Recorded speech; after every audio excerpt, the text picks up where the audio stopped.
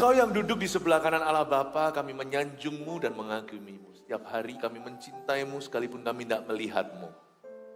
Semoga puji-pujian yang kami naikkan setulus-tulusnya ini berkenan kepada Tuhan sekalipun jauh dari sempurna. Hati kami gak sempurna, tidak murni-murni sekali. Tapi kami naikkan dengan tulus karena kami ingin mencintai Yesus. Terimalah pujian jemaat, bertatalah di atas pujian umat. Dan biarkan Engkau yang sungguh-sungguh memerintah atas umat-Mu menuntun kami satu persatu. Tuhan Yesus, siapkan kami untuk apa yang ada di depan yang Kau sediakan, terlebih untuk kedatangan Tuhan. Beritakan firman-Mu ya Tuhan, kami siap untuk menerimanya seperti Maria duduk di bawah kaki. Yesus, Kau ku cinta, sembunyikan hamba-hamba-Mu di balik salib-Mu, supaya Yesus Engkau yang jadi lakon utama. Dalam nama Yesus, haleluya. Amin. God bless you. Kasih tepuk tangan untuk Tuhan. Praise the Lord. Silakan duduk. Saya memulai dulu dengan memperkenalkan English service kita. Sudah ada sih, tapi saya mengingatkan bahwa kita ada English service. Kalau ada teman-teman berbahasa Inggris, rekan-rekan ekspatriat, Anda bisa undang di dalam ibadah hari Sabtu malam dan juga CG-nya. Kita saksikan yang ini dulu ya.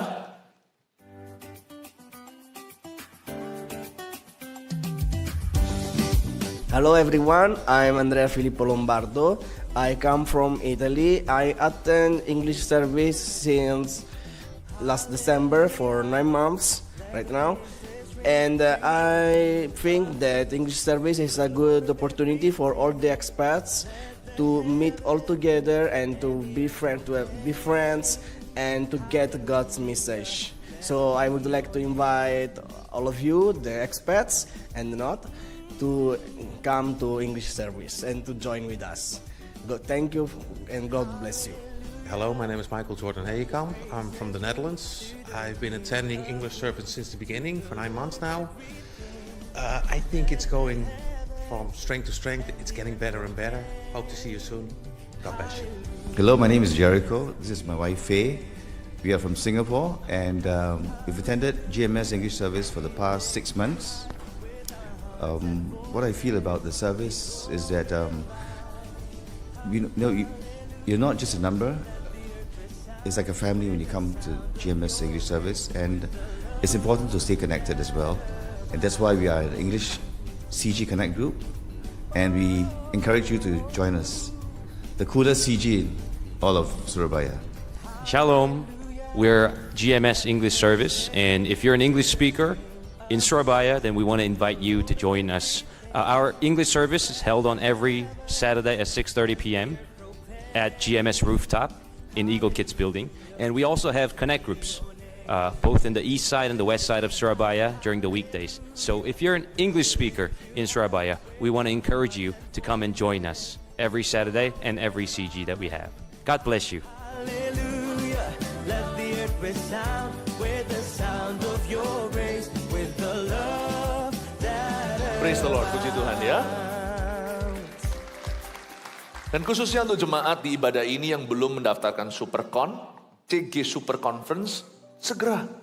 Meskipun slot yang ada di PCM dan MCC saja, karena yang SCC dan juga rooftop sudah penuh. Tapi usahakan, lain loh kalau kita onlinean.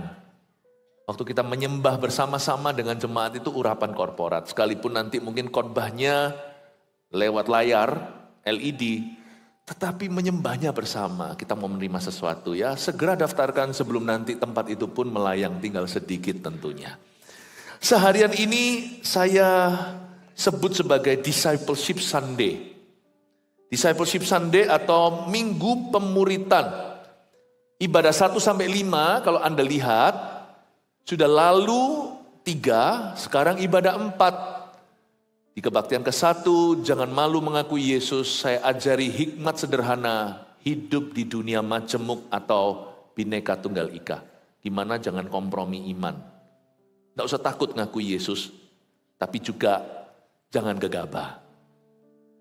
Lalu kedua, jadilah kaya di hadapan Allah untuk Anda merencanakan keuangan dan juga untuk punya goal-goal bagi keluarga Anda, termasuk orang tua bagi anaknya. Apa harta warisan yang kita bisa turunkan? Gak harus kita itu lahiran dari keluarga kaya. Ini Anda perlu dengarkan. Ibadah tadi sebelum ini, milikilah tujuan hidup dari sorga. Saya kasih antidotnya worry atau kecemasan. Kenapa kita khawatir? Sebenarnya ada alasannya kenapa kita jangan khawatir. Nah, ibadah keempat sekarang siap sedia untuk kedatangannya. Kita buka sama-sama Lukas 12. Saya minta dengungannya dikurangi ya, sound. Lukas 12 ayat yang ke 35 sampai ayat 48. Cukup panjang, nanti saya berhenti di ayat mana saya jelaskan, ambil catatan. Saya kasih tema siap sedia untuk kedatangannya. Kalau di Alkitab kita judulnya kewaspadaan. Saya baca sekarang ya ayat 35. Hendaklah pinggangmu tetap berikat dan pelitamu tetap menyala. Dan hendaklah kamu sama seperti orang-orang yang menanti-nantikan tuannya yang pulang dari perkawinan, supaya jika ia datang dan mengetok pintu, segera dibuka pintu baginya. Berhenti di sana, 2 ayat dulu saya jelaskan. Hendaklah pinggangmu tetap berikat. Coba yang pakai sabuk pegang ikat pinggang. Nah, kenapa kita pakai ikat pinggang? Bukan karena fashion saja, tapi supaya celana kita nggak melorot. Kalau terlalu kurus, celana terlalu besar, ikat pinggang sangat berguna. Terlalu gemuk atau perut terlalu bundar, ikat pinggang bisa menahan celana di pinggang kita. Tapi juga untuk fashion juga bisa. Tapi ini bukan untuk fashion. Ayat 35, hendaklah pinggangmu tetap berikat di akhir zaman. Itu mengingatkan kita untuk jaga kekudusan. Maaf, saya bicara terus terang. Ikat pinggang itu celana nggak melorot supaya jangan terlihat kemaluan. Bapak Ibu Saudara, saya ingin untuk menjelaskan bahwa di akhir zaman kita harus sengaja jaga kekudusan karena semakin sulit untuknya menjaga kekudusan. Siap sedia untuk kedatangannya, murid-murid Yesus harus hidup dengan satu gaya hidup. Lifestyle kita bisa beda-beda sesuai dengan status sosial ekonomi. Tapi gaya hidup orang benar hanya ada satu saja, yaitu menjaga kekudusannya. Mau orang miskin, mau orang kaya, mau orang tinggal di kota atau tinggal di desa, siapa yang mengaku Yesus adalah Tuhannya harus menjaga kekudusan. Hendaklah pinggangmu tetap berikat. Jangan kompromi sama dosa. Zaman ini sekarang lebih susah untuk menjaga kesucian. Sungguhan, dari 10 orang atau 10 pasangan yang pacaran, berapa sih yang menjaga kekudusannya sampai pelaminan? Gak tentu harus bersetubuh seperti layaknya suami istri. Berapa pasangan Kristen aja yang gak kudus waktu masuk ke dalam pernikahan. Karena zaman dulu itu tabu. Zaman dulu orang-orang kuno, zaman saya masih kecil lah, gak usah terlalu jauh, sangat tidak bisa diterima sebagai standar kalau orang pacaran itu tidur bersama. Sekarang so biasa. Pacarnya malah diajak sama papa mama untuk tinggal di rumah. Papa mamanya gak mau tahu kalau mereka itu sekamar. Tiba-tiba ya pagi breakfast bersama. Seolah-olah gak terjadi apa-apa. Sangat sticky orang pacaran sekarang itu, pegang-pegang, terlalu romantis. Boleh gini loh, romantis itu boleh. Tapi coba teruskan sampai nanti 25 tahun, 50 tahun pernikahan. Itu lebih penting sih, sungguhan. Jangan ngecos di depan, habis gas. Tapi zaman sekarang itu lebih gak gampang, sungguhan. Tadi saya sempat cerita di ibadah mana ya, saya lupa. Belum apa-apa, baru pacaran panggilannya udah mami daddy. Menjijikkan, sorry ya saya beritahu terus terang ya. Come on lah, yang bener aja. Jaga dong ikat pinggangmu itu. Maaf ya, malunya jangan lari kemana-mana. Sorry ya, saya kalau ngomong terus terang mungkin pembahasan saya terdengar kasar, tetapi kalau ini bisa membuat orang punya hati yang berdosa tersunat, saya akan bicara terus terang. Jangan kemaluanmu lari kemana-mana. Berhenti di sana. Jangan biologi yang berdata. Jangan hawa nafsu yang memerintah. Buah roh itu tidak begitu. Taci-taci itu. Hitachi. Taci. Bukan begitu. Please. Jadilah kudus. Orang-orang muda. Tapi orang-orang tua juga sama tuh. Banyak teman tapi mesra. Pacar gak ada. Teman banyak yang mesra. Selingkuhan gak ada. Selingkuh itu apa sih? Jangan kompromi. Hendaklah pinggangmu tetap berikat. Please hati-hati, zaman sekarang ini zaman edan. Jadi murid Yesus semakin susah. Yang gampang itu cuma jadi pengikut Tuhan. Pengikut Tuhan itu ada maunya.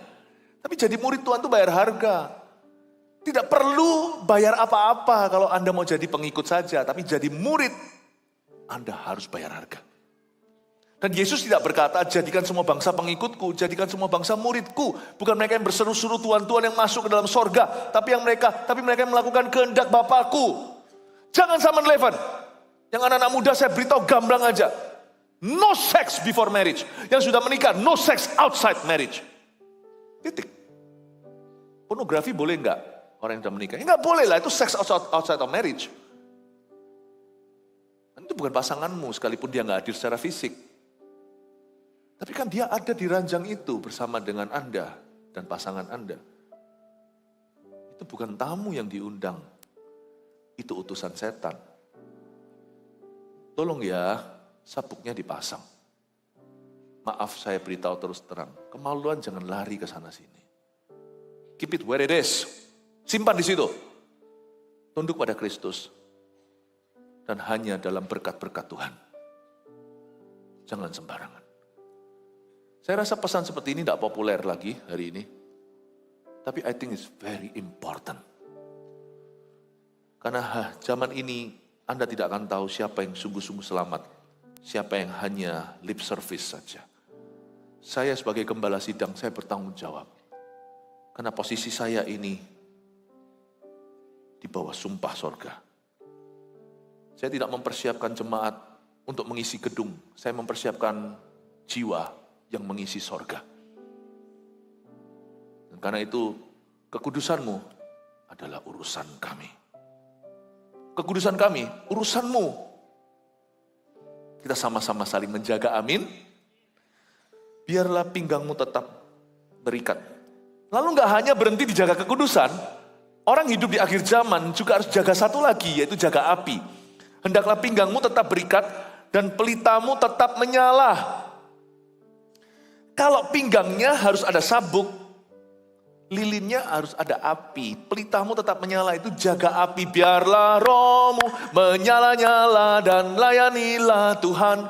Biarlah rohmu menyala-nyala dan layanilah Tuhan.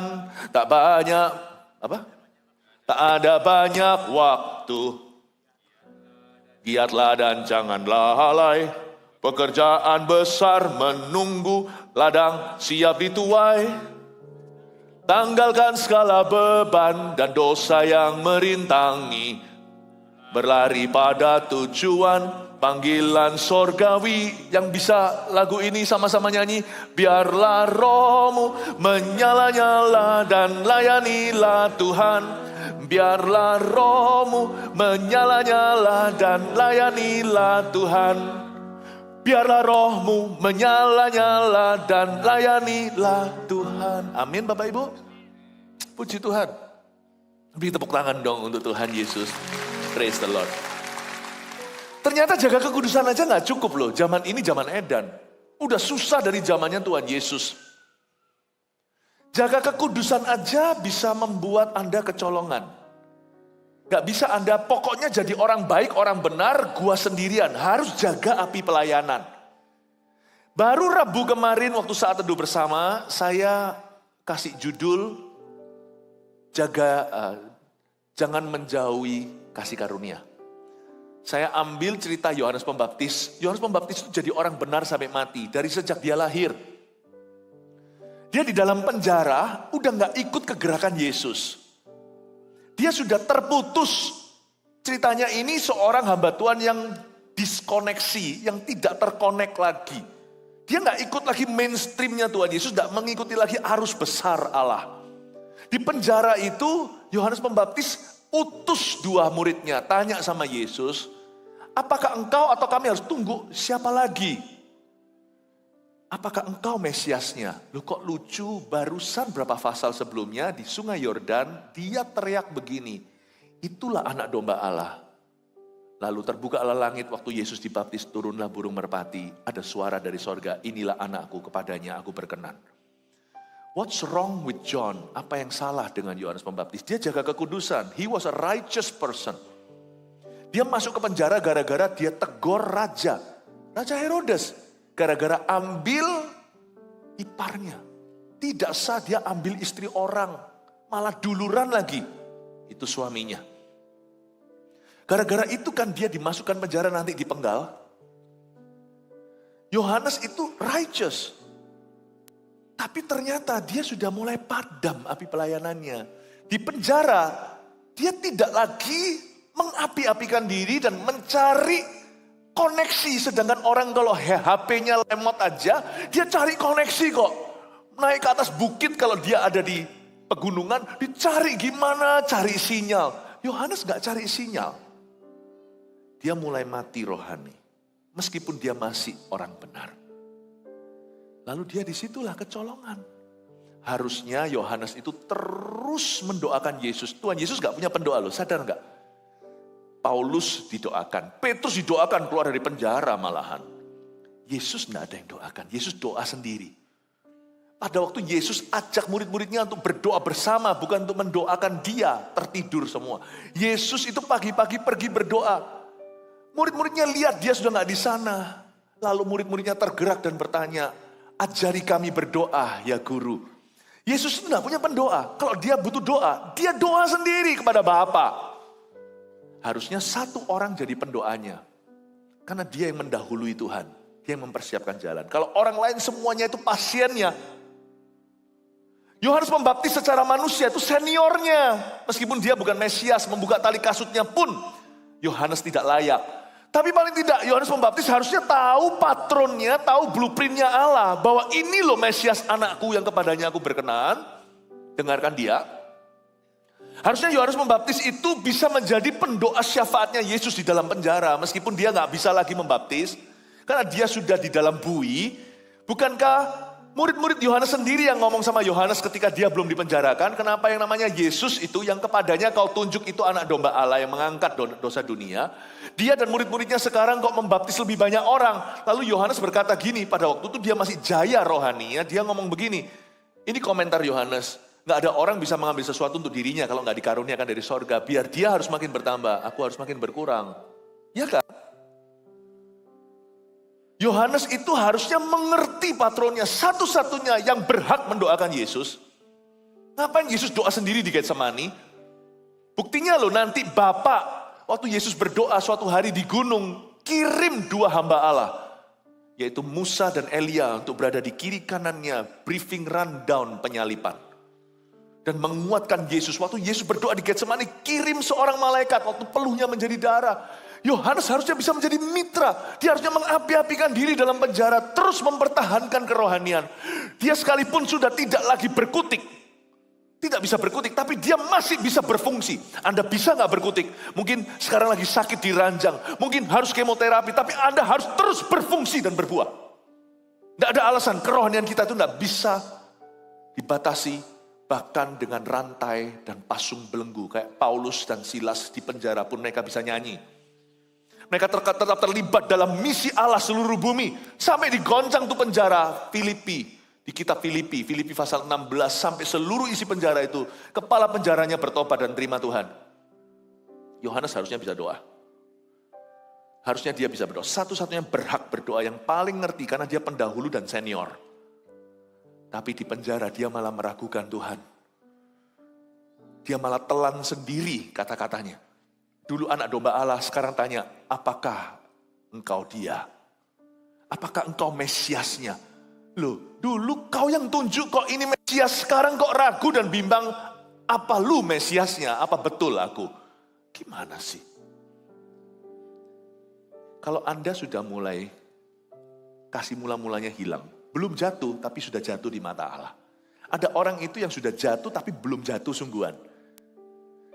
ketika Anda kehilangan kasih mula-mula, rohmu tidak lagi menyala. Anda tidak lagi bergairah untuk misi dan visi Yesus Kristus di bumi. Anda sudah tidak lagi betul-betul memperjuangkan visi gereja, visi kerajaan Allah. Mungkin Anda masih orang benar hari ini. Mungkin. Tapi Anda pasti akan kecolongan. Siap-siap sedia untuk kedatangannya, bukan hanya jaga kekudusan. Apakah apimu masih menyala? Lakukan kembali yang kau lakukan dulu. Kalau enggak nanti, orang yang cenderung menjauhi kasih karunia akan berakhir kepahitan. Dia merasa dirinya cinta Tuhan, tapi dia sudah mulai putus hubungan dengan saudara seiman. Lalu Anda menjadi orang yang aneh, yang membangun kerohanian sendiri di kamar atau di rumahnya, dan Anda dan dunia Anda dengan keluarga Anda sendiri, sudah, enggak gereja-gerejaan. Nanti lihat ya, akan ada orang yang tetap tidak jatuh dalam skandal, tapi mati jadi orang yang aneh sampai matinya. Tidak lagi berenang di arus Tuhan. Ternyata siap sedia untuk kedatangannya bukan hanya jaga kekudusan atau moralitas, tapi Anda mesti jaga tuh api nyala. Tetap bergairah untuk Tuhan. Jaga ikut movementnya Tuhan. Tuhan ke kiri, kita ke kiri. Tuhan ke kanan, Tuhan ke kanan. Kita mengikuti kebangunan rohani. Kita bergerak dengan Yesus. Jesus is on the move. Kita mengikuti kegerakannya. Tidak jadi jemaat biasa. Menjaga api. Berapa banyak orang baik hari ini. Sampai sekarang juga masih orang baik. Tapi dulu 2 tahun lalu dia aktif melayani. Tapi sekarang sudah suam-suam kuku.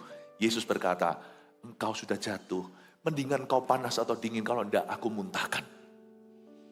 Ketahuilah bahwa betapa dalamnya engkau telah jatuh, engkau telah kehilangan kasih mula-mula. Padahal kalau Anda baca gereja gereja yang dinubuatkan oleh Yohanes ini, gereja itu fine-fine saja. Tapi Tuhan berkata, kamu sudah suam-suam kuku. Hendaklah pinggangmu tetap berikat dan pelitamu tetap menyala. Tuhan kasih kita PR2 sebagai murid Yesus yang menantikan kedatangannya. 1, jaga kekudusan. 2, jaga api pelayanan. Jaga itu ya jemaat. Jaga kekudusan hidup. Jaga moralitas. Mau yang single, mau yang menikah, atau yang masih bujangan. Apapun profesimu, siapapun dirimu, jagalah kekudusanmu. Jagalah kekudusan Tuhan. 2, jagalah api Roh Kudus dalam dirimu. Biarlah rohmu menyala-nyala. Tidak gampang jadi teladan. Orang berapi-api itu bisa saja kalau dia masih muda. Saya melayani Tuhan bersama dengan Pastor Yohanes. Dari kami umur belasan. Sekarang kami sudah jauh lebih tua. Pak Yohanes tampangnya lebih tua.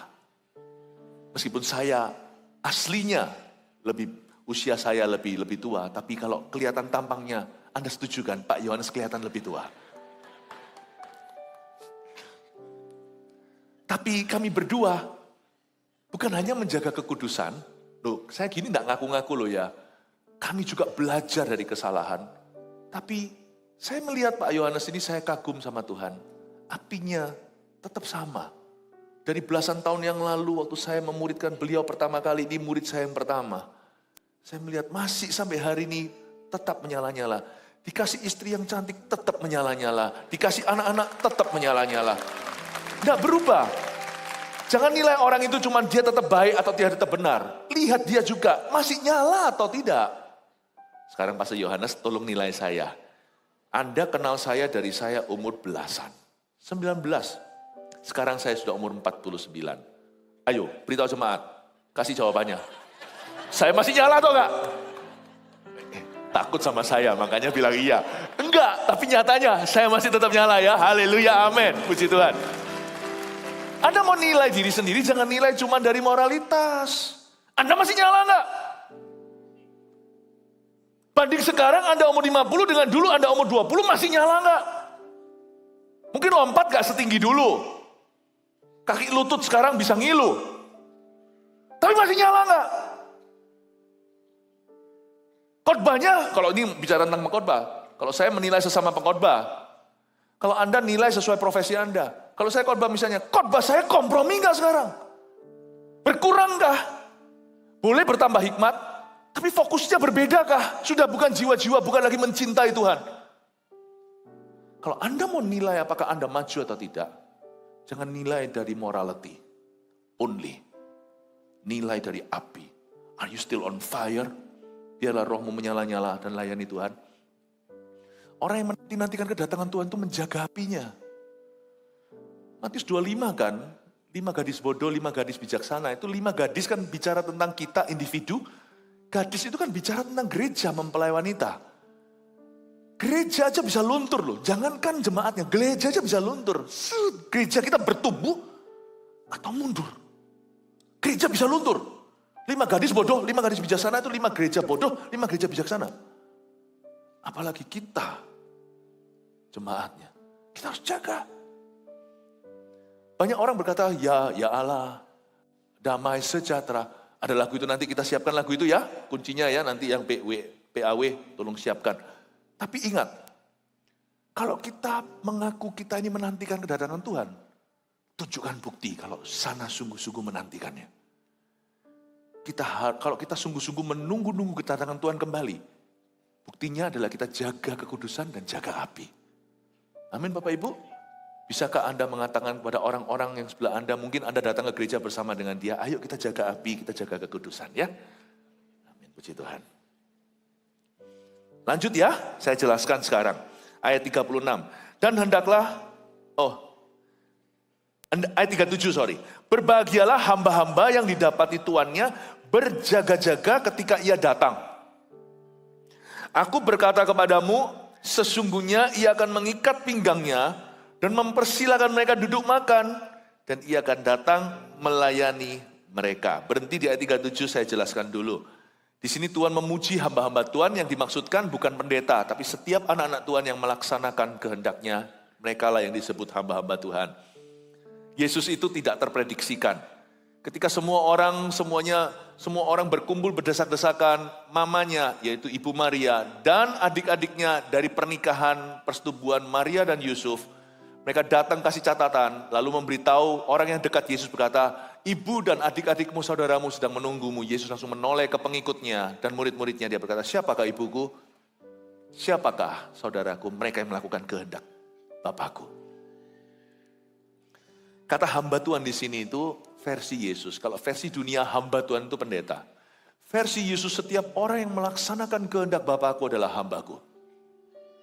Dan juga setiap anak-anak Tuhan ini terpanggil untuk jadi hamba-hamba Tuhan. Masa Pastor Philip? Saya ini kan jemaat biasa, saya ini kan jemaat awam. Itu menurut dirimu. Kalau menurut firman, Anda dipanggil jadi hamba Tuhan. Bukan jadi full timer. Segelintir aja yang dipanggil full time. Tapi setiap kita itu punya dan mengandung panggilan. Apapun profesi kita dalam bidang kita. Kita adalah hamba-hamba Tuhan. Bolehkah Anda lihat kanan kiri sekali lagi? Halo hamba Tuhan. Ya. Kata hamba Tuhan itu bukan untuk menyombongkan diri. Wah, ini seorang hamba Tuhan. Langsung, hamba Tuhan, iya seorang hamba Tuhan. Iya aku hamba Tuhan. Bukan. Hamba Tuhan itu fungsi, tanggung jawab, bukan status. Dan juga bukan posisi. Setiap kita dipanggil jadi hamba Tuhan. Lihat ya, janji Tuhan bagi orang-orang yang melakukan kehendaknya secara sengaja. Kalau perlu lawan arus untuk ikut Yesus. Ayat 37, berbahagialah. Kata berbahagia di sana, blessed be my servants. Kata blessed di situ. Ini bukan bahagia. Kalau bahasa Indonesianya kan diterjemahkan bahagia juga. Tapi enggak hanya itu. Kata bahagia itu blessed. Bukan hanya happy. Tapi diberkati dan dilayani. Orang yang melayani Tuhan akan dilayani oleh Tuhan. Karena ayat ini menunjukkan Tuhan melayani mereka. Berbahagialah hamba-hamba yang didapati tuannya berjaga-jaga ketika ia datang. Jelaskan, hamba ini kita, Tuhan ini Tuhan. Aku berkata kepadamu, kata Yesus, sesungguhnya ia akan, ini tuannya, bukan hambanya, sesungguhnya ia akan mengikat pinggangnya dan mempersilahkan mereka duduk makan. Hamba-hamba majemuk, bicara tentang Anda dan saya. Tuhan di sini tunggal, bicara tentang Yesus. Di ayat 37b, sesungguhnya ia akan mengikat pinggangnya. Ia ini bukan hamba-hamba, karena ia ini tunggal. Sesungguhnya ia akan mengikat pinggangnya. Ini Yesus Kristus mengikat pinggangnya. Seperti di Yohanes 13 ketika Tuhan membungkuk, Tuhan sisingkan lengan bajunya, lalu Tuhan cuci kaki mereka. Sesungguhnya ia akan mengikat pinggangnya dan mempersilakan mereka majemuk, itu kita, duduk makan dan ia akan datang melayani mereka. Ada sebuah janji. Kita tidak usah minta. Ini pasti digenapi. Ini sudah menjadi dimensi alami di dalam kerajaan sorga. Bagi orang-orang yang melayani Tuhan dengan sengaja. Those who serve me, I will serve them. Tuhan itu baik. Kita tidak melayani seorang raja yang gagah perkasa. Dan juga tidak berperi kemanusiaan. Yang menganggap orang-orang melayani itu objek saja. Tuhan gak gitu. Saya sampai hari ini semakin ikut Yesus, saya belajar semakin menunduk. Saya belajar nggak merasa entitled ya, entitlement. Artinya kalau orang melayani saya sekalipun dibayar, misalnya orang-orang yang melayani di restoran atau yang kerja di rumah saya, atau bahkan yang volunteer misalnya sebelum saya naik ke sini itu ada terjadi pelayanan-pelayanan, ada yang companion yang barengi saya. Tadi waktu saya mau duduk di sebelah sana sebelum saya naik ke mimbar. Saya berdiri terus, salah satu orang yang barengi saya yang bertugas itu ambilkan kursi. Ambilkan kursi dari jauh karena saya berdiri. Saya bilang gak usah, repot bawa kursi sana, taruh dulu barangnya, lewati pintu. Saya yang keluar, saya yang duduk di kursinya. Dan saya berkata terima kasih. Sampai hari ini pun, saya tidak merasa saya itu patut dilayani. Semakin saya kenal Yesus, semakin saya itu rasa gak nyaman kalau dilayani. Tapi kalau memang harus, saya harus menerima dengan rendah hati. Tapi saya gak pernah lupa kalau saya dilayani, sekalipun saya berhak dilayani, sekalipun saya bayar pelayanannya. Kalau volunteer enggak ya, maksudnya kalau di restoran contohnya, atau staf yang kerja. Sekalipun meskipun berbayar, saya tetap hargai orang itu dan berkata thank you, terima kasih. Orang yang bekerja di rumah kami pun bisa bersaksi tentang itu bahwa saya sangat sungkan pakai jasa mereka. Kalau perlu saya pasti akan ngomong terima kasih ya. Dari mana saya belajar itu? Kalau saya belajar dari Tuhan. Tuhan itu kayak gitu. Tuhan itu kalau kita layani, dia tidak mentang-mentang, ya memanglah aku Tuhan kok. Kita dicipta dalam gambar dan rupa Allah. Makanya orang kalau semakin dekat sama Yesus, semakin sombong, semakin angku, semakin suka bully orang, merendahkan, bohong dia dekat Yesus. Kalau sampai ada orang didoakan sembuh, itu bukan dia yang menyembuhkan, itu nama Yesus dan orang itu haus. Dari buahnya kau tahu, bukan dari mujizatnya. Orang semakin kenal Yesus, semakin rasa gak layak dilayani. Karena Tuhan kita gak gitu. Siapa melayani Tuhan, Tuhan jadi tanda kutip sungkan. Karena Tuhan itu hatinya hamba. Lucu ya, justru yang bawa-bawa itu sifatnya preman. Tapi yang panglima beneran itu sangat humble. Tuhan itu sangat rendah hati. Saya melayani Tuhan itu dibuat akhirnya terbalik. Saya melayani Tuhan itu tidak sebanding bagaimana Tuhan melayani saya. Sampai-sampai saya mikir pelayananku itu bukan kontribusi atau sumbangsi. Pelayanan saya itu hanyalah wujud terima kasih. Apa yang saya bisa berikan itu karena saya sudah terima berlebihan. Saya hanya mengembalikan. Sehingga pelayanan atau apapun yang saya bisa berikan di dalam nama Tuhan kepada Tuhan yang saya cintai, itu seperti seolah-olah overshadow atau kalah hawa dengan apa yang dia sudah berikan dan akan berikan setelah saya berikan. Paham maksud saya? Agak mikir sedikit. Tuhan itu membuat saya malu dengan pemberian saya. Baik itu waktu, talenta, uang atau apapun, saya malu. Saya malu. Suatu hari, istri saya zaman dahulu 20 tahun lalu, tergerak. Saya ulang tahun dikasih voucher. Makan malam di sebuah tempat yang bagus. Dikasih. Istri saya berkata, kita udah sering makan lah. Maksudnya ini bukan untuk makan-makan kita. Kasih ya, aku kok kepikir ini. Kita tuh sering kali dikasih Tuhan, mikir ini, kasih ke sana. Jadi kita itu cuma lewat, masuk, lewat. Lewat gini loh. Sama barang atau sama uang atau sama apa tuh jangan gini. Gini aja loh. Dilewati aja terus. Dan kita sendiri gak pernah sepi. Lucu loh. Setelah kami kasih, voucher yang sama datang keesokan harinya 2. Tuhan itu punya selera humor ya. Kita kasih ke orang itu, voucher yang persis sama itu dikasih 2. Dari 2 sumber yang berbeda. Ini kan lucu, kayak Tuhan itu buat saya malu ngasih itu, paham maksud saya. Akhirnya ya semua kasih. Semua kasih. Saya bilang, Tuhan saya jadi sungkan loh, Tuhan gak usah gitulah, gak usah dikembalikan. Gak usah lah.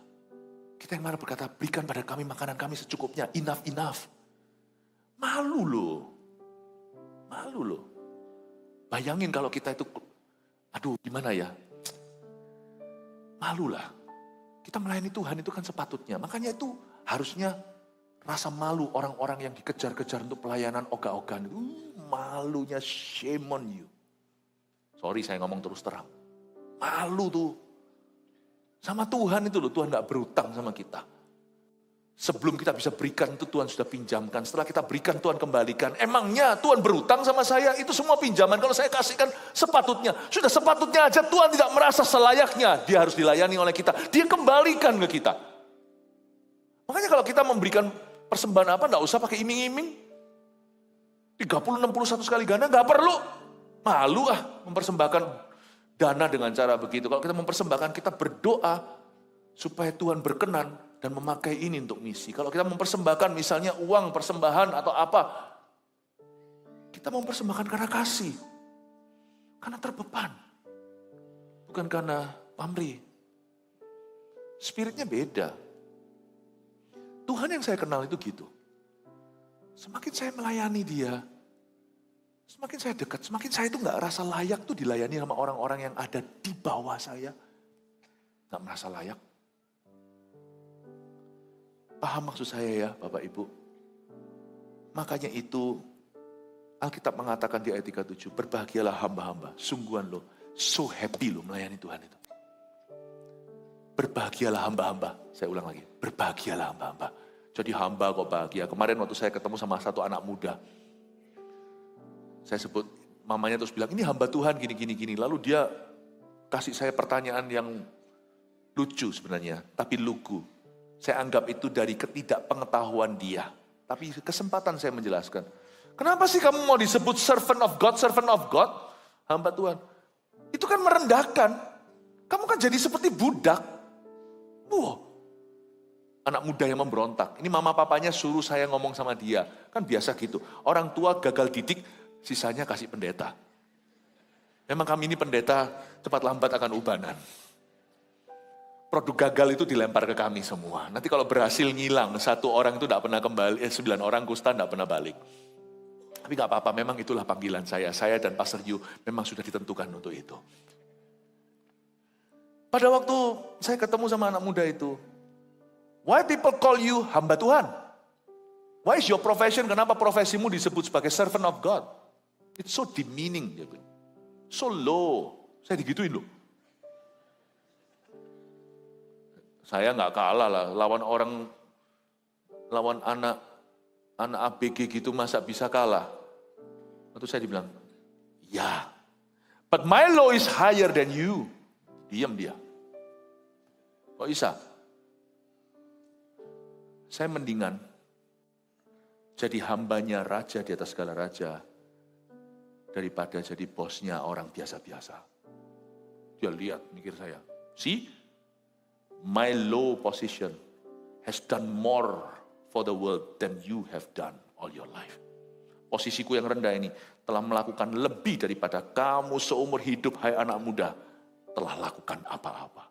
Posisiku yang rendah yang kau sebut tadi budak, kok senang disebut sebagai budak. Aku budaknya Tuhan, tapi Tuhan angkat daripada kamu bos, tidak tahu bosnya siapa. Dia liatin saya, okay, now you listen to me. Mati gak dia? Kamu dengar saya sekarang. Hikmat Tuhan tidak bisa dilawan. Berbahagialah hamba. So happy to be a servant of God. Kenapa? Kita punya bos itu gak sok-sokan. The boss upstairs is not bossy. Bos kita di atas itu gak bossy. Tunduk, ambilkan teh, ambilkan air, cuci kakiku. Refleksi sekalian. Tuhan gak gitu.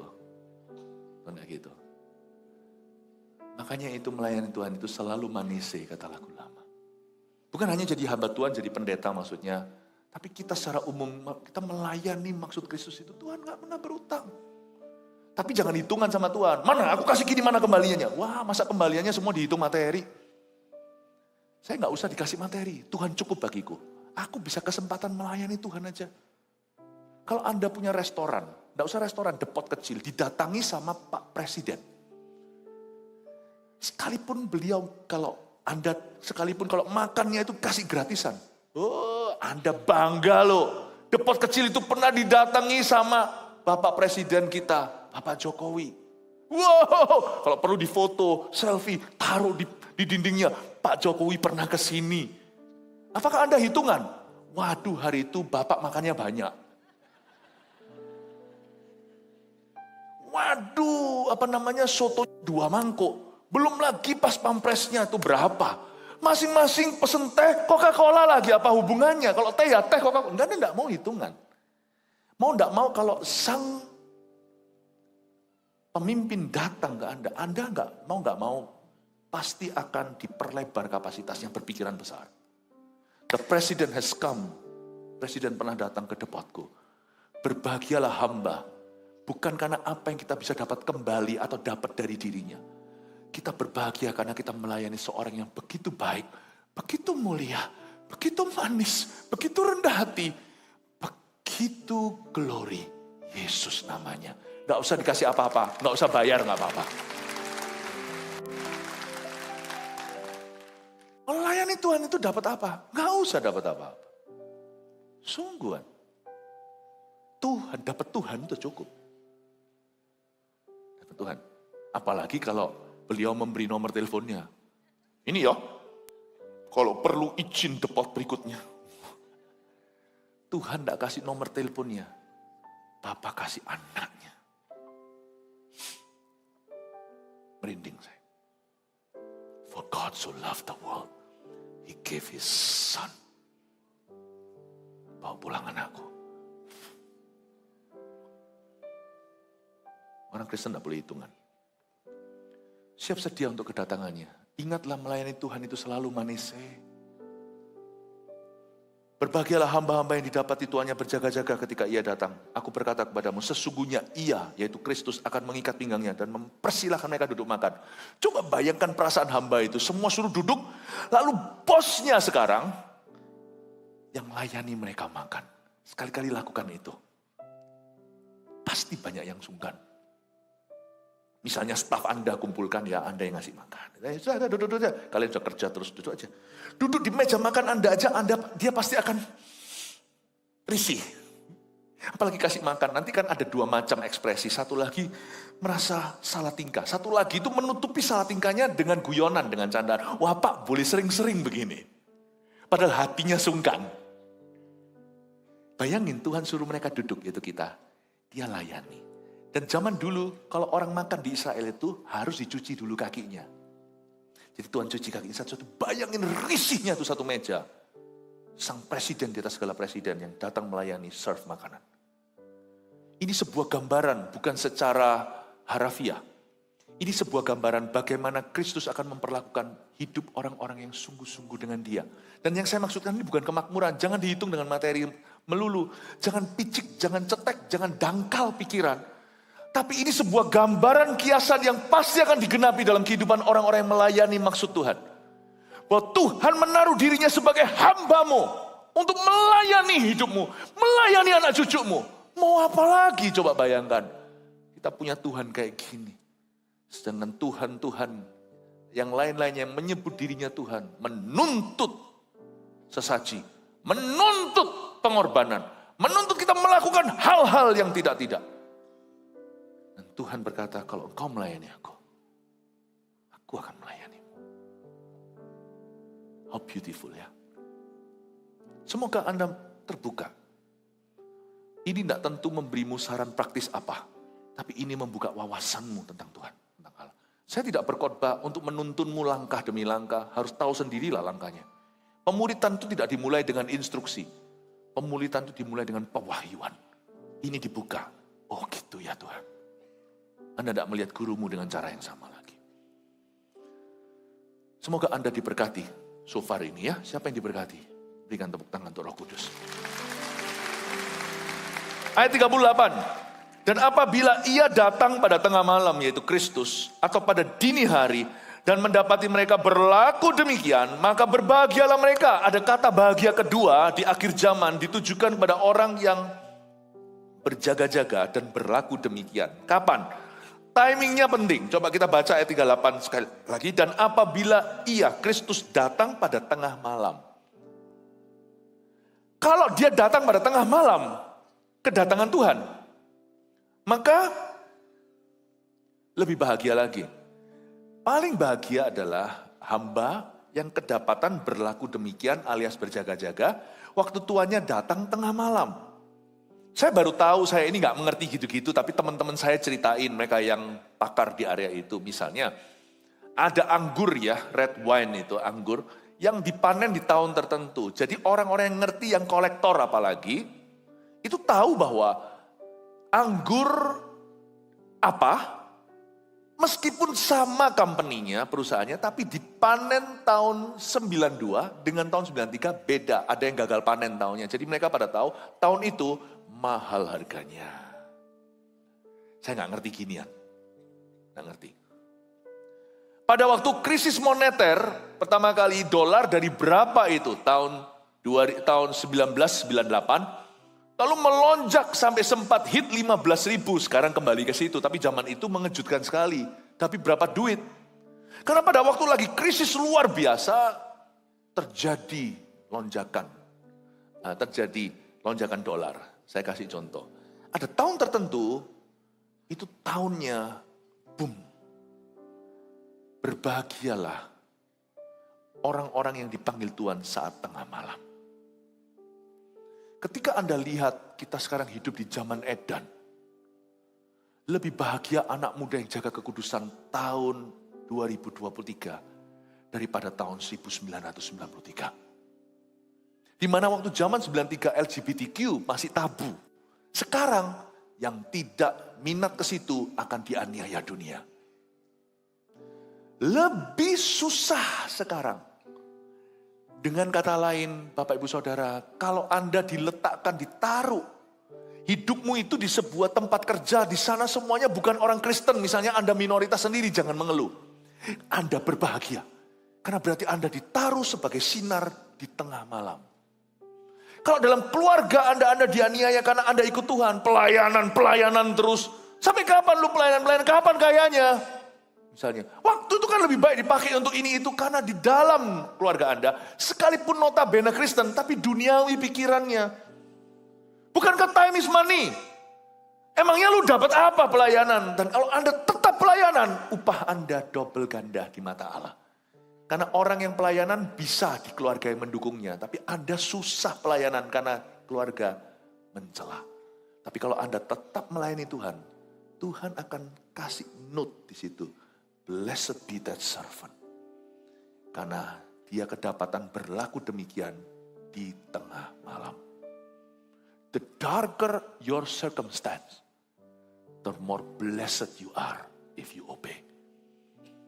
Keadaan kondisimu semakin gelap, semakin berbahagialah dirimu yang taat kepada Tuhan. Jangan mengeluhkan situasi dan kondisi. Matamu tertuju kepada Yesus. Dan apabila ia datang pada tengah malam, bahkan pada dini hari, nggak cuma tengah malam, tunggu semalaman.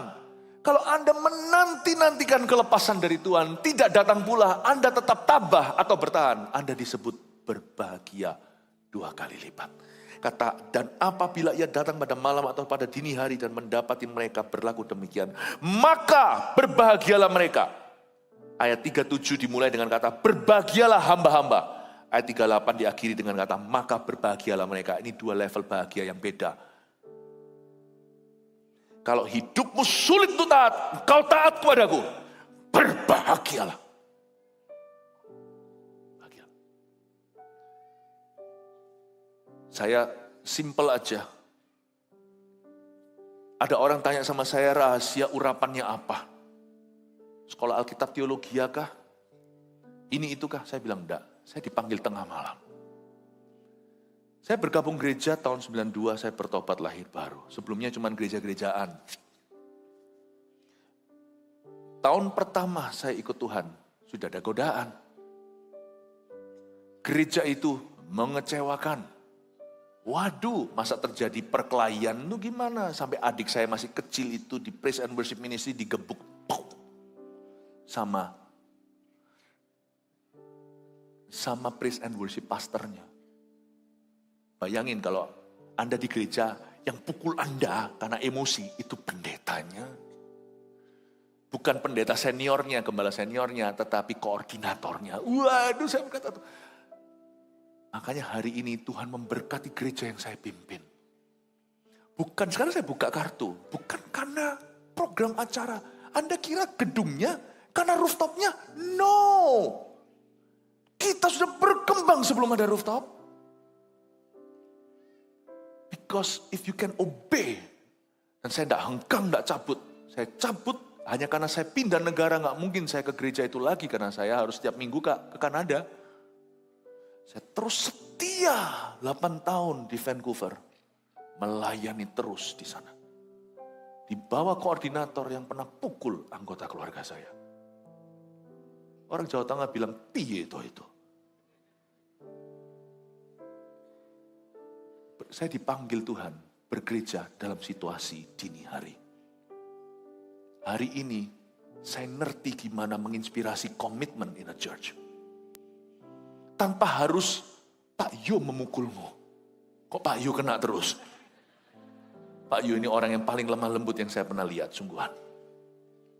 Kasihan terus dikerjain begini, kasih tepuk tangan dong. Sebenarnya saya bangga, luar biasa. Nggak perlu siapa memukulmu. Sekarang Anda melihat, where you triumph, where you overcome, di mana Anda bisa menang. Di situ ada berkat Tuhan. I won in a church setting, and now my church is winning. Aku menang dalam setting gereja lokal, sekarang gereja kita terus mengalami kebangunan. Haleluya. Dini hari, masih ada banyak cerita tapi nggak usah soal cerita. Terlalu banyak proteinnya, nggak perlu karbohidrat. Tapi tolong Anda ingat, bahwa di mana Anda diproses Allah, jangan ngeluh ini kok malam, kok gelap. Jangan ngeluh kok lama, dini hari. Menang di situ. Anda nanti kemudian hari, tahun-tahun kemudian Anda akan melihat kemenangan dari sana dalam hidupmu. Saya bernubuat. Ayat 38 sudah selesai ayat 39. Tetapi ketahuilah ini, jika Tuhan rumah tahu pukul berapa pencuri akan datang, ia tidak akan membiarkan rumahnya dibongkar. Hendaklah kamu juga siap sedia, karena anak manusia datang pada saat yang tidak kamu sangkakan. Wow. Kayaknya saya tidak akan punya waktu untuk menyelesaikan semua ayat-ayat sampai 48. Apa yang saya nggak sempat nanti suatu saat saya ajarkan lagi atau di saat teduh bersama. Tapi saya nggak boleh lewatkan ayat 41. Saya akan jelaskan kedatangan Tuhan. Kedatangan Tuhan. Ayat 41, ayat 40 maaf, bukan 41. Kita baca bersama-sama 2, 3. Hendaklah kamu juga siap sedia, karena anak manusia datang pada saat yang tidak kamu sangkakan. Kenapa kita harus tabah? Kenapa kita harus menang? Murid Yesus itu punya satu gaya hidup, yaitu menanti-nantikan kedatangan Tuhan. Jaga-jaga kalau di sini ada orang Kristen yang baru. Baru berapa? Baru setahun ini kenal Tuhan, atau 2 tahun, atau 3 tahun. Atau orang Kristen yang sudah lama tapi nggak tahu banyak tentang Alkitab. Izinkan saya mengingatkan dan mengajarkan bahwa sebagai murid Yesus, engkau dan aku harus punya satu kebiasaan dan satu kepercayaan. Yaitu kita percaya Yesus bisa datang hari ini. Kalau Anda tidak punya kepercayaan itu, Anda tidak berhak menyebut dirimu Kristen. Karena kekristenan dimulai saat pengangkatan Yesus dan dia berkata, nantikanlah ada 2 malaikat berjubah putih menepuk pundak 500 orang Galilea. Sebagian pundaknya ditepuk dan berkata, ngapain kalian lihat ke awan? Dia akan datang kembali dengan cara yang sama. Oke? Orang Kristen harus yang lahir baru, yang sungguh-sungguh, yang benar-benar milik Yesus, mesti hidup dengan satu kepercayaan bahwa Tuhan bisa datang setiap saat. Kalau Anda tidak memegang kepercayaan itu dan hidup dengan sesuai kepercayaan tersebut, kekristenan Anda something wrong. Ada sesuatu yang salah. Bukan berarti tiap pagi kita selalu merasa, wah Tuhan datang. Tidak perlu diingatkan, gak perlu terus-menerus ada di depan Anda itu, apa itu, mading atau apa, majalah dinding, karena gak zaman dia. Laptop Anda gak usah dibuka langsung, Tuhan mau datang. Ya gak usah. Gak usah. Tapi di dalam hatimu simpan saja, ketahuilah bahwa Tuhan bisa datang anytime. Orang Kristen harus hidup begini, yang namanya murid Yesus ya. Yang KTP terserah, itu bukan urusan saya. Tapi kalau jemaat yang saya gembalakan, semua ini urusan kami. Berarti saya harus memuridkan Anda. Anda harus berpikir begini, tiap hari Anda harus siap mati. Atau tiap hari harus siap pengangkatan. Orang yang hidup begini tidak akan sia-siakan waktu, dan juga tidak akan sia-siakan perasaan orang. Setiap I love you akan diucapkan, setiap I'm sorry tidak akan ditahan. Kita harus percaya itu. Nah sekarang saya jelaskan kebenarannya. Apa itu kedatangan Tuhan? Kedatangan Tuhan yang dikatakan di ayat 40, hendaklah kamu juga siap sedia, karena anak manusia datang pada saat yang tidak kamu sangkakan. Ini adalah kata-kata Yesus sendiri, yang tidak percaya ini, dia menentang Tuhan. Tuhan berkata, karena anak manusia akan datang pada saat yang kamu tidak sangka. Kedatangan Tuhan itu sebenarnya, saya kasih rangkuman, simple aja, ada 2. Ada 2 jenis kedatangan Tuhan. Di sini banyak orang Kristen salah kaprah. Bingungannya di sini di antara. Yang satu, kedatangan Tuhan di awan-awan. 1 Tesalonika 4 nanti pulang dibaca sendiri. Judulnya kedatangan Tuhan. Yaitu ketika penghulu malaikat berseru dan sangkakala berbunyi, maka pertama Tuhan akan keluar dari sorganya, dan orang-orang yang mati sebelum kita, yang mati dulu, akan dibangkitkan dahulu. Dan mereka, lalu baru setelah itu kita yang masih hidup pada saat bunyi sangkakala, kita yang akan diangkat sama Tuhan, diubahkan dalam sekejap mata, dan menyongsong Tuhan di angkasa. Hiburkanlah satu sama lain dengan perkataan ini, dalam konteks, kalau ada orang yang sudah mati, jangan kamu berduka seperti orang dunia. Alright? Tak jelaskan ya? Ini beda dengan kedatangan Tuhan, landing di atas muka bumi. Karena ini bertemu Tuhan di angkasa. Ini yang namanya rapture. Namanya pengangkatan. Ada pertemuan di udara. Itu lagu Pentakosta lama. Pertemuan yang manis. Saya rindu bertemu di sana jauh di udara. Jauh loh ya, bukan di dunia. Nah ini saya perlu bantuan. Nyanyian yang... Loh Pak Yu kok enggak tahu? Nyanyian yang didengar yang belum pernah didengar gitulah. Adalah kegirangan dan anak Allah yang pimpin kita pertemuan di udara. Ini bukanlah kedatangan Tuhan di Bukit Sion yang membelah gunung itu seperti ditulis di Perjanjian Lama atau di kitab Wahyu, ketika dia turun, dia sikat antikristus dan dia bunuh dan lemparkan dia hidup-hidup. Dan nabi palsu, ini bukan yang itu. Loh, Pastor Philip kok bingung sih? Kedatangan Tuhan ada 2 kan 1? Iya 1, tapi pisahnya 2 ini, pisah 7 tahun. Yang ini kita nggak tahu kapan. Tapi setelah ini terjadi, langsung kelihatan 7 tahun.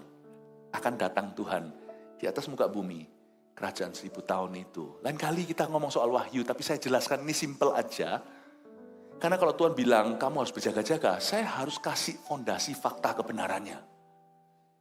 Kedatangan Tuhan yang rapture itu yang nggak tahu. Karena Alkitab berkata, ini kata-kata Yesus, ada 2 orang sama-sama jalan di ladang, di padang, di ladang lalu 1 hilang.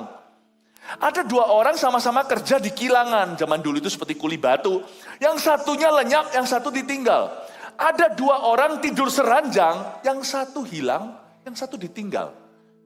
Nah kalau yang diranjang itu pasti suami istri, yang suaminya sungguh-sungguh istrinya belum, atau istrinya anak Tuhan yang suaminya Tidak mau terima Yesus, apalagi dibaptis. Tapi kok yakin Pastor Philip itu suami istri? Kalau bukan suami istri, dua-dua ditinggal. Gitu aja logikanya. Oke ya. Jadi ini peringatan untuk husband and wife. Sekalipun Anda satu dinikahkan, kalau yang satunya itu main-main sama Tuhan, akan ditinggalkan. Yang ini Yesus bilang soal rapture, pengangkatan. Dan Tuhan peringatkan, tidak ada orang yang tahu tanggal, waktu, hari, bulan. Anak pun tidak tahu, bukan karena Yesus bukan. Kalau Yesus berkata anak pun tidak tahu, anak manusia, itu Tuhan Yesus tidak, itu bukan sebagai bukti bahwa Tuhan Yesus gak ilahi. Loh, Tuhan Maha tahu sebagai Allah posisinya, dia Maha tahu. Tapi Ibrani katakan dia tanggalkan keilahiannya. Waktu dia ngomong begitu, kasih teladan supaya jangan ada hamba Tuhan nanti sok tahu, coba prediksi tanggalnya. Dia berkata hanya Bapa yang tahu, anak manusia di posisi ini sebelum Yesus diangkat, dia memilih untuk tidak sok tahu soal itu. Supaya murid-muridnya, kalau guru kencing berdiri, muridnya nanti kencing berlari. Yesus tahu, tapi dia berkata, aku memilih untuk tidak reveal sebagai gurumu. Luar biasa. Listen ya, rapture itu datang setiap saat.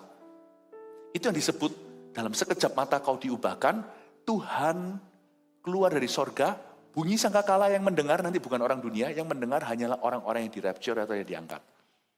Bunyi sangkakala. Yang tahu nanti yang ditinggal akan terkejut aja. Loh, di mana istriku? Atau di mana suamiku? Loh, anak-anakku mana? Atau mungkin papa mama mana kalau anak-anaknya semuanya hanya pemberontak dan dugem ria. Papa mamanya yang cinta Tuhan. Seperti banyak orang Korea sekarang, anak-anak mudanya meninggalkan gereja. Papa mama dari tahun 50 kebangunan rohani, Yogicho dan sebagainya. Anak-anak mudanya sekarang gak ada satupun. Gak kelihatan di dalam Tuhan. Jangan kaget ya, papa mamanya gak ada, anak-anaknya yang tinggal. Nah waktu itu yang bunyi sangkakala, yang dengar ya yang diangkat. Karena bunyi itu yang membuat kita diubah, transform. In the blink of an eye dalam bahasa Inggrisnya, dalam sekejap mata. Menyongsong Tuhan di angkasa. Ada pertemuan di udara. Nah waktu itu terjadi, hilang. Dunia kan kacau. Dan seluruh dunia nanti mungkin masuk berita. Disinilah semua teori tentang alien itu, UFO, UFO semuanya itu nanti akan menjadi seolah-olah jawaban. Itu semua kan setan lah. Cuman setan kalau di belahan Indonesia itu modelnya lompat. Kalau yang lompat gitu, coba lihat itu video, itu loh TV-TV yang reality itu. Reality show itu orang masuk ke tempat berhantu, itu orang-orang bule itu nggak takut-takut gitu-gitu, malah di video dicari sekalian, merinding aku nggak enak di sini lalu keluar, tapi nggak jelaskan tentang setannya, karena nggak mempan kalau yang lompat. Yang Chinese juga sama, cuman lompatnya dengan begini. Tapi mereka negara yang maju, pikirannya canggih. Kalau yang gitu ditertawakan, superstisi. Tapi kalau yang terbang, dapat perhatian mereka. Dan membuat kebingungan, apakah ada hidup di luar sana. Membuat mereka tidak percaya Tuhan. Bukankah ilah masa kini itu membutakan orang terhadap Injil? Sebenarnya loh, apa sih? Bigfoot, apa segalanya, penampakan di hutan. Di Alkitab sudah banyak. Kalau setan diusir itu keluar mengembara ke tempat-tempat gersang, itu kan rimba. Di situ tuh kumpul-kumpulnya. Lalu lihat rumah mana yang kosong. Rumah kosong sih dia nggak niat. Yang dia nafsu itu hidup manusia yang kosong. Hatinya. Yang apa, yang gini, yang itu. Ya memang ada hewan-hewan yang belum ditemukan. Tapi yang terlalu misterius gitu saya curiga sih bukan hewan ya. Saya beritahu ya, dunia ini banyak penipuan. Nanti kalau pengangkatan, itu di berita seperti apa saya nggak tahu. Dan please jangan telepon saya, Pastor Philip. Di WA gitu ya, atau di DM saya, atau masuk, Pastor Philip, ini kok gini beritanya? Jangan di DM, saya nggak di sini. Jangan DM Pak Yo, sebab saya akan bersama dengan dia, tak angkat sama-sama. Kalau sampai itu terjadi, Anda masih di sini, you can have my Bible. Good luck. Kalau masa kebangunan rohani Anda tidak bisa bangun dari tidur pulasmu dalam dosa. Waktu itu Pak Yo tidak ada, Pak Albert tidak ada, Pak Hendy tidak ada, semua Pak ini semua tidak ada. Semoga Anda bisa mengembalakan dirimu sendiri waktu itu. Kalau sekarang di bawah pengembalaan kami tidak bisa maju, saat itu tolong ya, pastikan Anda tahu bagaimana berdoa, tahu gimana gali firman. Tolong ingatkan sendiri kalau lagi lemah, kuatkan dirimu sendiri. Pada saat itu di kitab Wahyu dikatakan, setelah rapture masuk yang namanya zaman antikristus 3,5 tahun, antikristus akan dimunculkan, seorang political figure yang akan menyelesaikan masalah teroris, masalah global warming dan semuanya. Dia akan mempersatukan sebagian besar Eropa dan juga Timur Tengah. Antikristus 3,5 tahun pertama akan seperti kuda putih yang gagah perkasa. Itu bukan kuda putih, itu bukan Yesus, itu antikristus. Ada 4 warna kuda. Lalu setelah itu 3,5 tahun, warna berikutnya muncul yang hijau bosok, yang hijau busuk itu, yang hitam mulai keluar semuanya, warna-warna aslinya mulai muncul. Pada saat itu dia mulai seperti Stalin, dia akan bunuh kanan kiri. 3,5 tahun pertama itu dunia memperoleh juru selamatnya. Wow, ini luar biasa. Dia semakin berkuasa, 3,5 tahun berikutnya keluar aslinya. Dia mulai bunuh orang. Antikristus akan memerintah selama 7 tahun. Kalau tidak dipersingkat, seluruh dunia akan punah. Tapi karena setelah 7 tahun itu, Tuhan akan datang bersama malaikat kudusnya, bersama orang kudusnya, turun ke atas muka bumi. Nah, itulah kedatangan Tuhan kedua kali. 7 tahun, Tuhan datang ke bumi. 7 tahun ini, dimulai dengan rapture pengangkatan 1 Tesalonika 4. Yang ini, saudaraku, kita nggak tahu kapan. Ini nggak tahu kapan. Bisa hari ini, mungkin besok, mungkin nanti. I don't know. Makanya itu, jagalah kekudusan. Jagalah api. Pastor Philip, apakah semua anak Tuhan yang nggak diangkat hanyalah orang-orang non-Kristen yang nggak kenal Tuhan, yang membenci Kristus, atau bukan? Alkitab mengatakan Tuhan memisahkan orang benar dan orang fasik. Fasik itu bukan orang kafir. Tuhan memisahkan kambing dan domba. Kambing itu bukan serigala. Jadi nanti orang Kristen yang hidup kompromi, yang sabuknya melorot celana, saya berharap supaya kita bertobat sebelum waktunya. Karena waktunya tiba, kita kedapatan, kata Alkitab, sebagai hamba yang sia-sia. Yang tidak berlaku demikian, tapi gebuki sesama hamba Tuhan. Coba Anda baca. Dan juga berpesta foya, mabuk-mabukan kalau Anda baca ayat-ayat yang tidak terbacakan hari ini, yang tidak saya bahas. Orang itu akan menerima hukuman. Kata hukuman itu tidak tentu neraka. Tuhan itu maha kasih, memberi kesempatan lagi, tetapi Anda akan masuk sebagai golongan orang yang ditinggal. Kalau rapture terjadi hari ini, saya nggak tahu berapa kursi kosong, berapa kursi terisi. Dan nanti akan ada orang yang ditinggal. Dan Alkitab menjelaskan akan ada pemasukan kedua jiwa-jiwa yang bertobat. Tapi mereka bertobatnya harus melalui jubah. Paham ini? Yang dibasuh darah, bukan darah Kristus, darah mereka. Kalau zaman ini kemarin aja kita nggak bisa, nggak dapat tanda apa aja, kita nggak bisa terbang kok. Itu pun perlu loh ya, karena vaksinasi itu baik kan, karena kita juga akhirnya dilindungi. Coba bayangkan, dari situ kita bisa mendapat sebuah ide di dunia ini suatu hari, kalau yang nggak baik pun bisa begitu. Makanya Alkitab mengatakan susah orang berdagang waktu itu. Bukan sekarang, karena sekarang waktunya gereja Tuhan. Nanti kalau sampai yang tertinggal, Anda masih bisa selamat. Tapi kalau Anda mau mempertahankan nama Kristus di hidupmu, di dahimu itu tetap anak domba Allah, bukan tanda manusia jahanam. You might pay with your life, with your death. Sekarang panggilan kita hanyalah to live for Christ. Waktu itu, you must die for Christ. Bapak Ibu Saudara, saya ingin Anda untuk mengerti ini. Kalau saya ngomong begini, percaya rapture terjadi bukan karena saya takut mati. Berapa kali di KKR, saya udah nyaris. Saya tetap berdiri dan sebut nama Kristus. Termasuk waktu di Palestina, kalau Anda lihat dokumentasinya masih ada di YouTube hari ini. Saya tidak gentar. Saya akan tetap bicara tentang Kristus, mau diancam apa dan apa. Saya ngomong gini bukan karena takut mati. Saya ngomong gini karena Tuhan adil. Tuhan itu akan membedakan antara orang yang hidup benar sekarang dengan orang yang kompromi. Apa perbedaan antara kambing dan domba? Bukan hanya di pengadilan.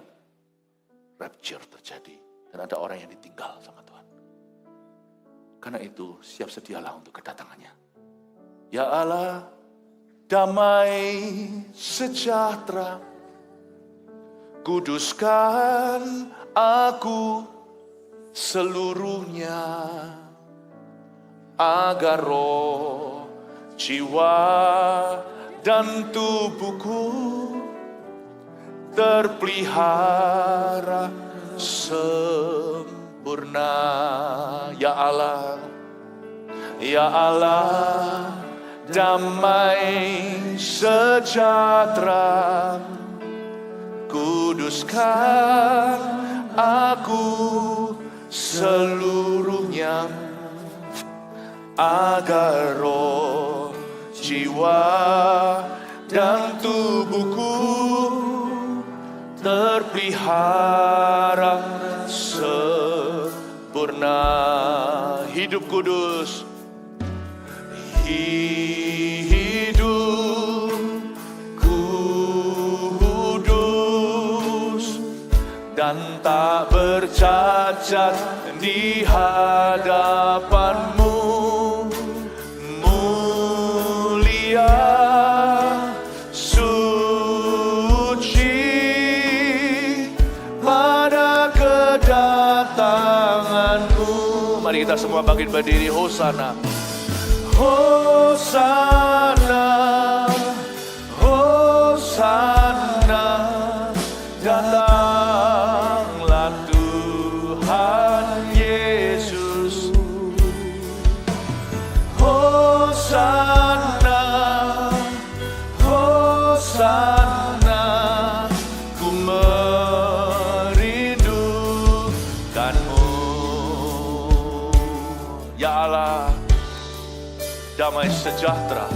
Ya Allah, damai sejahtera, kuduskan aku seluruhnya, agar roh, jiwa, dan tubuhku terpelihara sempurna.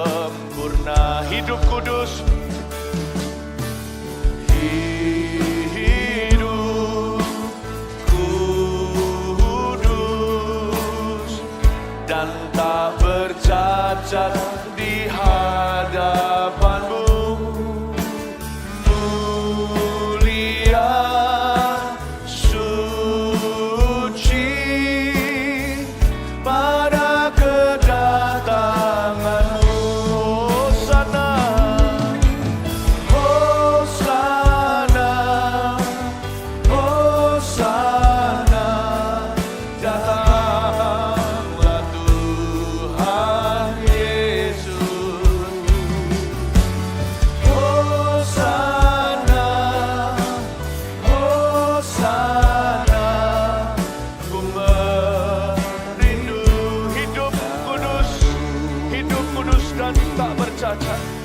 Hidup kudus dan tak bercacat di hadapanmu, mulia, suci pada kedatanganmu. Hosana, Hosana, datanglah Tuhan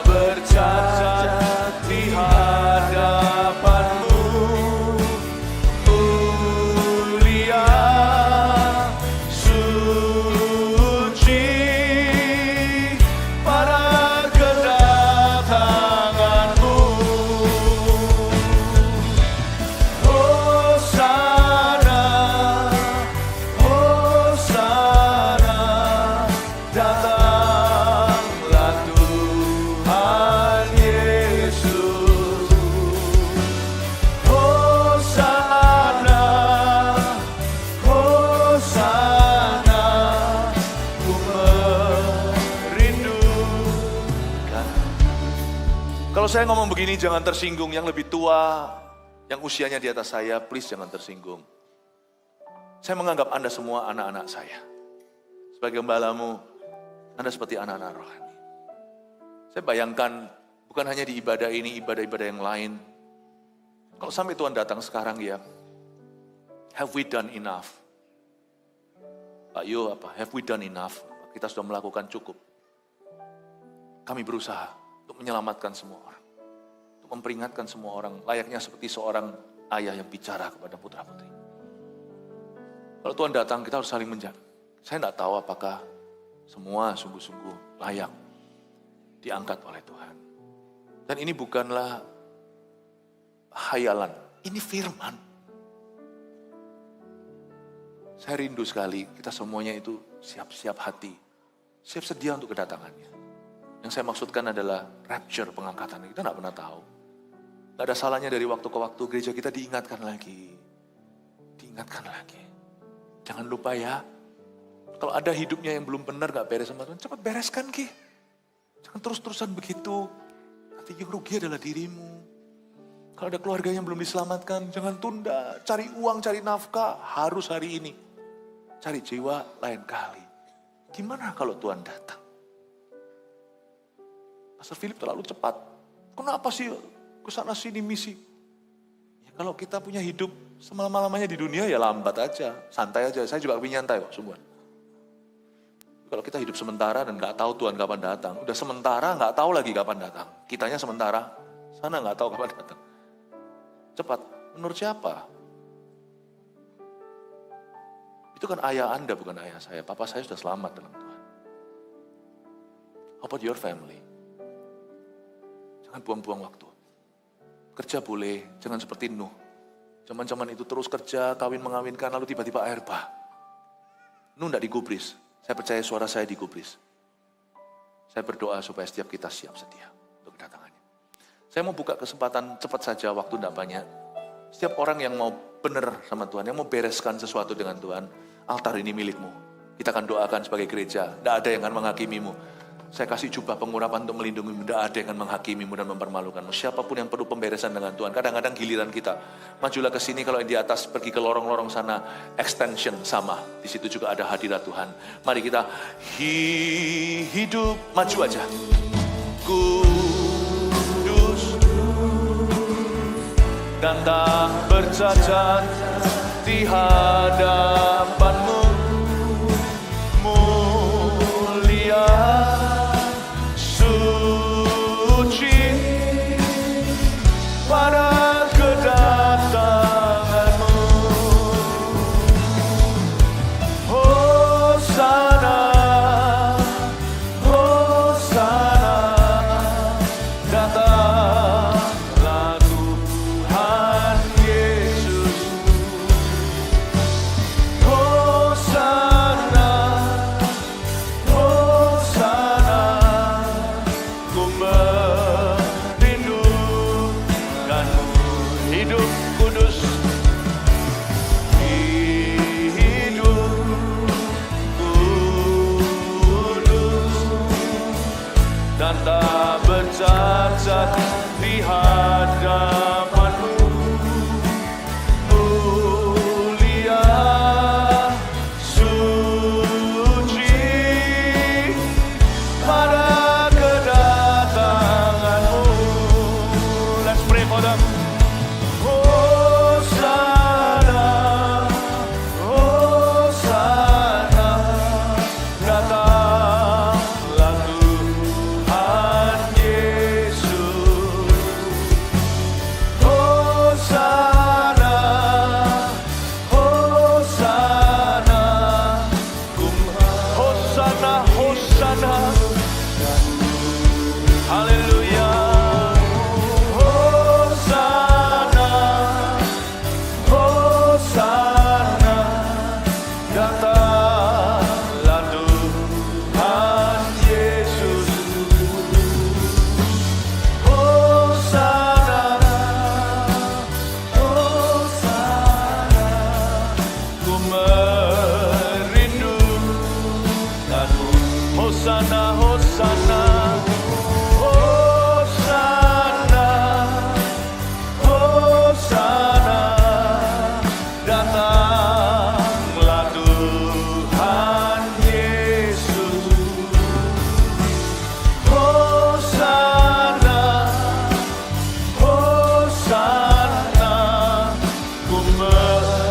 semua berbahasa roh, berdoa dalam Roh Kudus untuk mereka yang membuat komitmen kembali pada Tuhan. Ora maya maya sandara maya se, tiara maya sandara maya so, tiara maya sandara maya sandara mo, tiara maya se.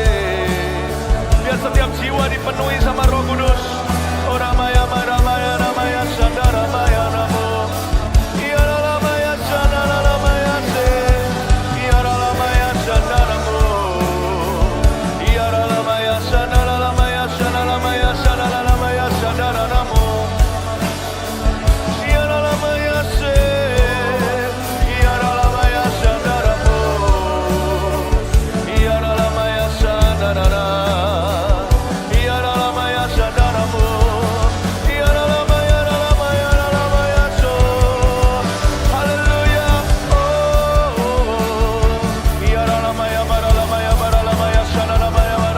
Come on, church, let's pray. Let's pray for your brothers and sisters in Christ. Ora magamaya shanalamo, yanalamaya nalamaya se, yanalamaya sanalamaya so. Haleluya, haleluya.